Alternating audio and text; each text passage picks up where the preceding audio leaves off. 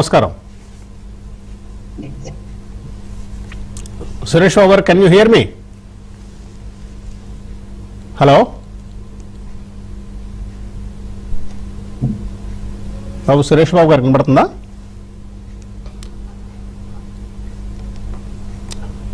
వేణుగోపాల్ గారు, హలో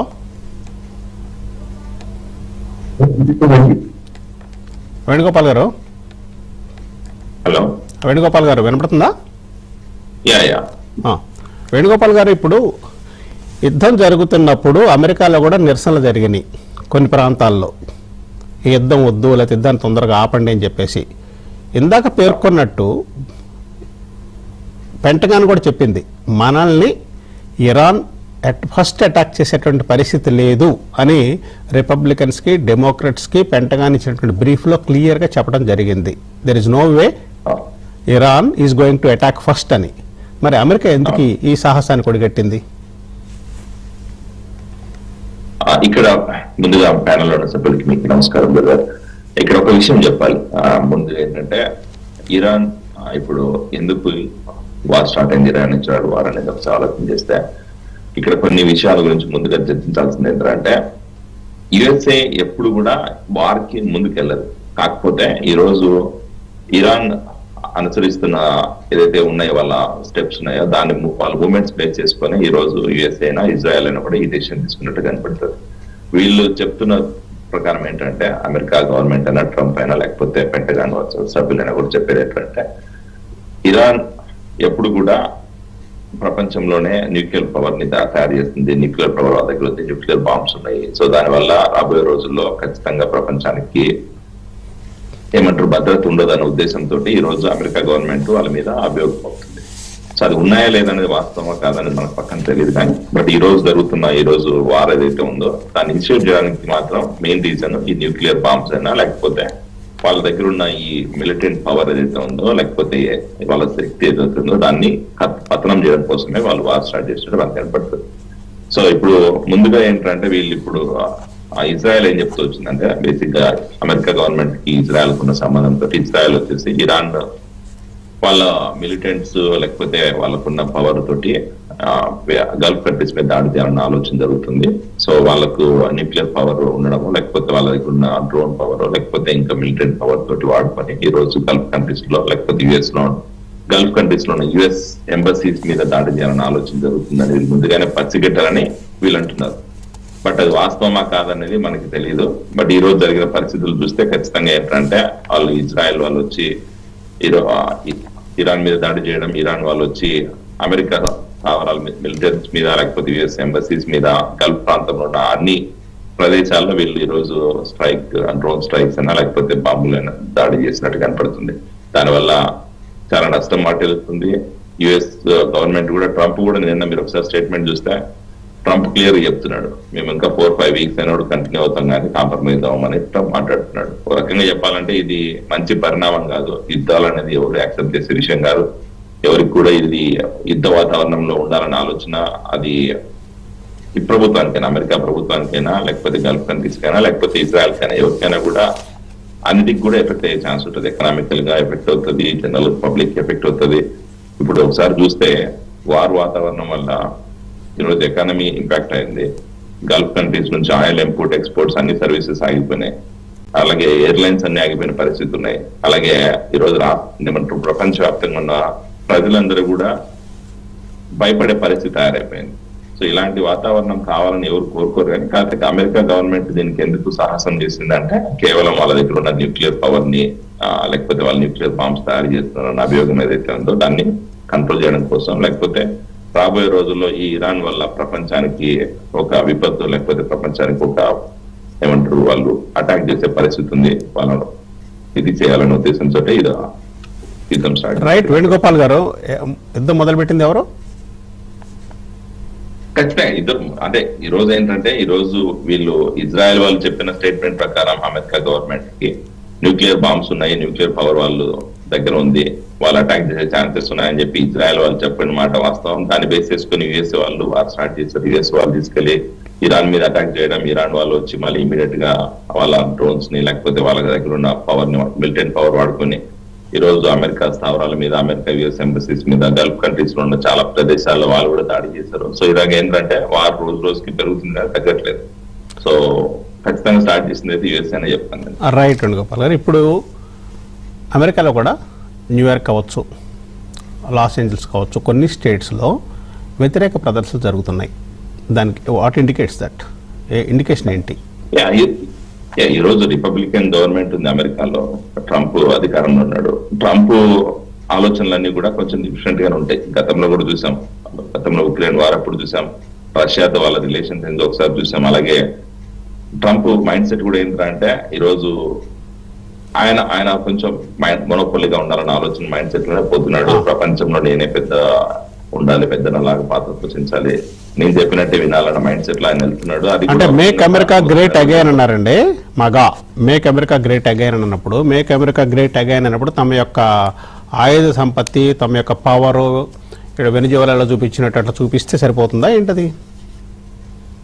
అది అది అది ఖచ్చితంగా యాక్సెప్ట్ చేసే విషయం. ఈ రోజు మీరు ఒకసారి చూస్తే డెమోక్రాట్స్ ఈ రోజు ప్రపంచ దేశవ్యాప్తంగా అమెరికాలో వివిధ పట్టణాల్లో, న్యూయార్క్ అయినా, లాస్ ఏంజల్స్ అయినా, సియాటిల్ అయినా, ఇట్లా మెయిన్ సిటీస్ అన్ని చోట్ల కూడా డెమోక్రాట్స్ బయటకు వచ్చి ఈ రోజు దాన్ని నిరసన వ్యక్తం చేసే పరిస్థితి. ఎందుకంటే అమెరికా సంపద అంతా కూడా యుద్ధాలతోటి ఇది ఇలాంటి వాటి వల్ల ఇదవుతుంది, ఆవిరైపోతుంది. రెండోది ఏంటంటే ఈ రోజు అమెరికా ఇలాంటి ఎంకరేజ్ చేయదు మొదటి నుంచి కూడా. ఈ ఏమంటారు వారైనా లేకపోతే శాంతియుతంగా వెళ్ళాలి, లేకపోతే ప్రపంచం అంతా కూడా ఈ రోజు ప్రశాంత వాతావరణం ఉండాలన్న ఆలోచనతోనే గత ప్రభుత్వాలు పనిచేసాయి. ఒక్కసారి కర్నల్ సురేష్ బాబు గారి దగ్గరికి వస్తాను, మీ దగ్గరికి మళ్ళీ వస్తానండి. సురేష్ బాబు గారు నమస్కారం. సురేష్ బాబు గారు, can you hear me? Sir mute లో ఉన్నారు.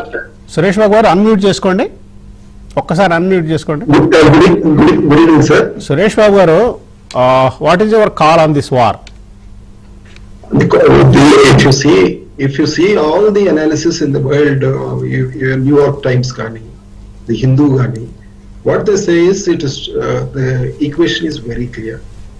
On one side, Israeli wants their position clearly at an advantageous position, hegemony in the Gulf, in the GCC region. On the other side, Israel allies United States. మీరు అన్నట్టే ఇందాక కూడా briefing with president Trump says America is a great nation, America is the mightiest nation in this world, we have the most superior power, but we have been in talks with Iran, but they were not confronting. So coming to the outcomes is already there's a lot of economic downfall in the GCC region, and in 13 months this is the 7th country Mr. Trump is bombing. So ఇప్పుడు ఇవన్నీ చూసుకుంటే on one side they've already lost 850 people, 150 children. So it's a long cold war. But unfortunate thing for America and Israel is Iran is surrounded by mountains. There is no way they're going to employ ground force. So the infantry will not be is not a proposition at all. So it is only air attacks. While as you know, the missiles take to be manufactured, it takes time. So while the stocks for takkune. So seeing that it's win-win or lose-lose situation for both the parties. But Israel, they thought that once Khamenei is eliminated, the people will come to the streets and celebrate it. But it didn't happen. So it is going to be a long-drawn war, sir. Unfortunately, that is the fact of it. అంటే సురేష్ గారు, ఏమవుతుందంటే ఇప్పుడు people may against the ruler, అక్కడ Khomeini అవ్వచ్చు, వెనిజువెలాలో president అవ్వచ్చు, కానీ ఒక foreign country వచ్చి అటాక్ చేసినప్పుడు కంట్రీ మొత్తం యునైట్ అవుతుంది కదా? Yeah, that is what happened. 100%. సరే, మీరు అన్నట్టు ఈ వారు ఎప్పటితో క్లోజ్ కాకపోతే ఎటువంటి ఇంపాక్ట్ కలుగుద్ది అనేది మీరు చెప్పే ముందు ఒక్కసారి కృష్ణారెడ్డి గారి దగ్గరికి వెళ్దామండి. కృష్ణారెడ్డి గారు నమస్తే. నమస్తే జైన్ సార్. కర్నల్ సురేష్ గారు. కృష్ణారెడ్డి గారు, వార్లోకి ఇప్పుడు చైనా వెయిల్డ్ థ్రెట్ ఇచ్చింది, this war is not fair, యుఎస్ని కొంచెం వార్న్ చేసింది. అట్లాగే ఇరాన్ ఏమన్నారంటే యూరోపియన్ కంట్రీస్ కూడా ఎంటర్ అవుతున్నాయి, ఈవెన్ ఫ్రాన్స్ ఈజ్ ఎంటరింగ్ అంటారు. అంటే which way the war is going, which direction it is going?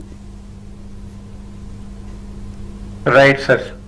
Yeah, so మనం అనుకున్నట్టుగా సార్ వార్ అయితే స్టార్ట్ అవుతుంది ఎప్పుడైనా కూడా, కానీ వార్ క్లోజ్ అవ్వటం కూడా చాలా ఇబ్బందిగా ఉంటది.